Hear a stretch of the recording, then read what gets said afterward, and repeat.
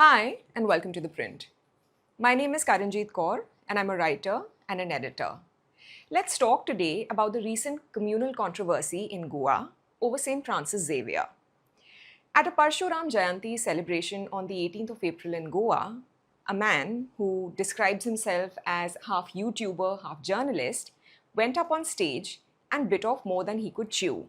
Gautam Khattar, a rabid YouTuber on the spiritual beat, best known for making controversial and communal claims, was invited to speak at the event in Vasco.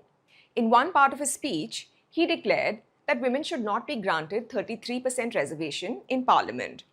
His evidence is that women parliamentarians have never raised issues related to women on the floors of both houses, which is a claim so breathlessly false that it barely deserves a rebuttal. But no matter. It wasn't even the most offensive thing he said that afternoon. Khattar then turned his attention to St. Francis Xavier and labelled him a terrorist and a cruel ruler. Now, Goencho Sahib is considered the patron saint of Goa. He's a figure revered across faiths for nearly 5 centuries. Khattar had this to say about him. Now his body has decayed. Worms have eaten it. Neither his soul remains nor his body. Even his bones were eaten and turned to dust. Yet, I don't know what kind of festival is held here every year where lakhs of followers of Sanatan Dharma go and fold their hands in reverence towards someone who spent his whole life converting them, who turned lakhs of Sanatan followers into Christians. In an account by journalist Devika Sequeira, a woman walked onto the stage and handed Khattar a handwritten note, perhaps asking him to stop. He waved it away, perhaps emboldened by parts of the crowd that had begun chanting Jai Shri Ram. He then asked whether any legislators were present and thanked them for not interrupting. There were actually 3 BJP legislators on stage throughout this. The most prominent of these was Minister Movin Godino, whose portfolio spans transport, industries, trade and commerce, Panchayati Raj, protocol and hospitality, and legislative affairs. The others were Vasco MLA Krishna Daji Salkar and Mormugao MLA Sankalp Amonkar. No one stopped the speaker, though by some accounts, Salkar might have tried to send messages to the organizers. Godino went a step further and actually praised Khattarji from the same podium afterwards. He called the speech a necessary corrective to wrongs perpetuated by the Congress. He then offered a limp public statement days later, after Chief Minister Pramod Sawant publicly checked him. Godino's defense was that he had tried to intervene but feared creating a law and order situation, as though one wasn't already underway at the microphone. Remarks have since snowballed into one of the biggest communal controversies Goa has seen in years. Protests have erupted across the state, from Margao to Vasco to Anjana. Candlelight vigils have been held, and several organizations have demanded Godino's removal from the cabinet. Khattar's brother Madhav, who had reportedly scripted the speech and coordinated the logistics, including a payment of 51,000 rupees for the appearance, was arrested in Haridwar. Khattar himself was eventually detained in Himachal Pradesh after a multi-state search and brought to Goa. All across India, the propagation of hate is a profitable business. Every once in a while, though, its consequences become all too real. Khattar's case will take its own course, but what's riled most Goans is Godino's role on that stage. The trajectory of Godino's career tells you something about the shape-shifting demands of Goan politics. Once a Rajiv Gandhi insider and Youth Congress president, he crossed over to the BJP in 2016 under Manohar Parikar's patronage. In the years since, he has reinvented himself with considerable enthusiasm, aligning closely with the ruling party's central ideology.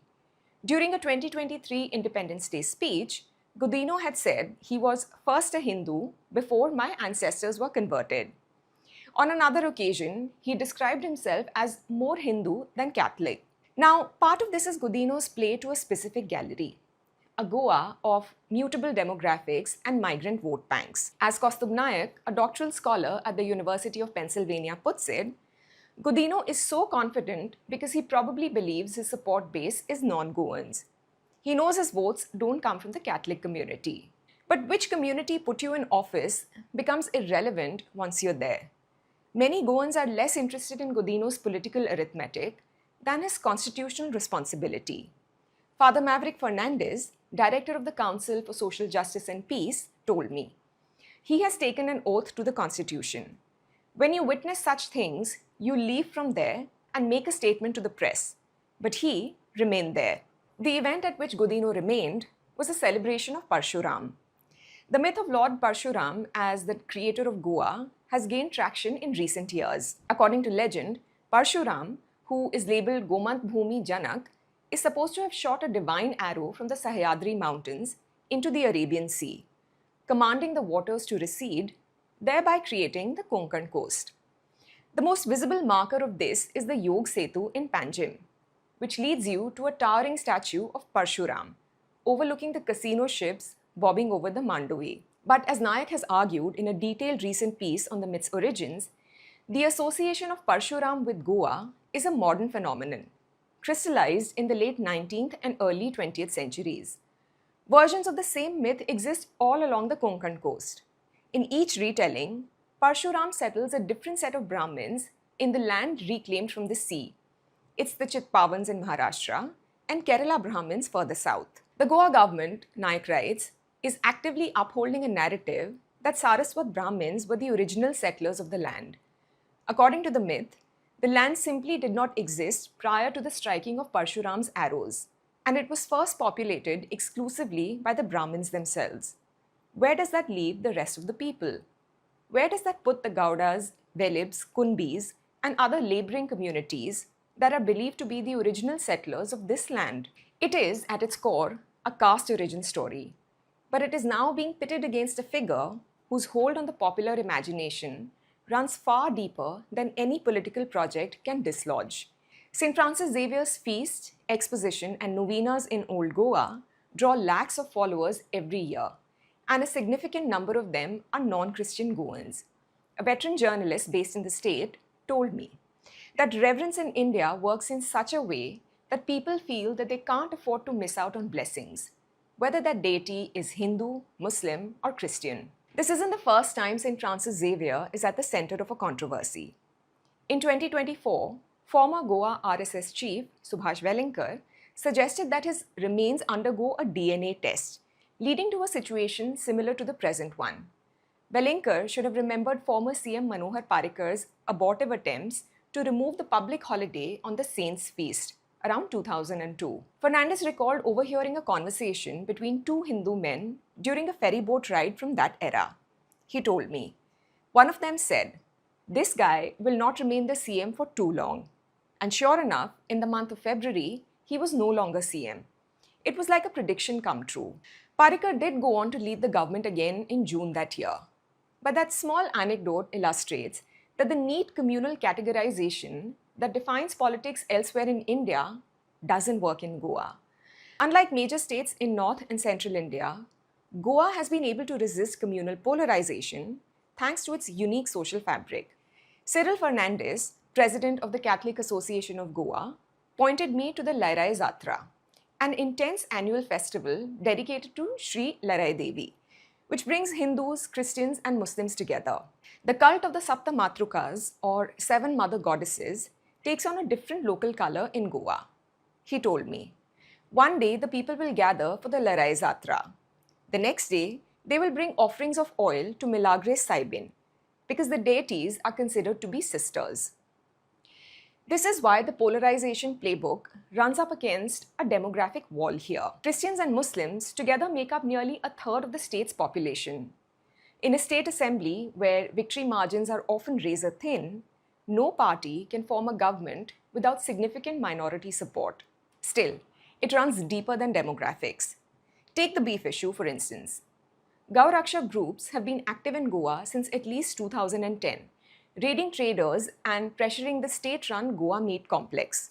In 2017, new central regulations disrupted beef supply almost overnight, an existential situation for a state where the meat is consumed by nearly half of the population and where the tourism economy depends on it. Parikar, who was CM at the time, ensured legal supply resumed within days, making it clear that anybody interfering with documented imports would face the law. Despite ideological pressures within the BJP, this fine balancing act is essential for every Goa leader, including Pramod Sawant. There are parallels to this project in several other arenas, such as the murmurs over conversions, the calls for the reconstruction of temples destroyed during the Portuguese era, and the efforts to rally sentiment around Chhatrapati Shivaji Maharaj, sometimes in illegal ways. Naik told me that these attempts keep failing because there is a sedimentation of quasi-regional identity that trumps polarization. After all, he points out, there has never been a moment in Goan history where one community has dominated.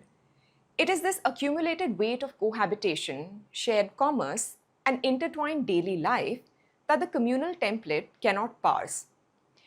All of this matters especially because Goa goes to the polls next year. Across India, BJP governments are expected to amp up communal rhetoric in every poll-bound state, most recently witnessed in West Bengal and Assam. In Goa, that strategy has not found purchase. And yet, something seems to have shifted. Cyril Fernandez told me that minority communities have never been made to feel isolated. He said, "But now, after this incident, we feel that we might have been overconfident and lethargic, thinking that these things never happen here." For the first time, Fernandez and his colleagues are considering demanding a minority commission and bringing the state's Christians, Muslims, Parsis, and Sikhs together in a coalition. Parrikar had wanted to form such a commission in 2012, but the idea went into hibernation. The Khattar incident might have awoken it. As Fernandez told me, no one can defeat the communal harmony of Goa. It is in our blood. We will not allow other forces to destroy it. The defiance holds, for now, but it no longer feels easy, and it may not always remain inherited.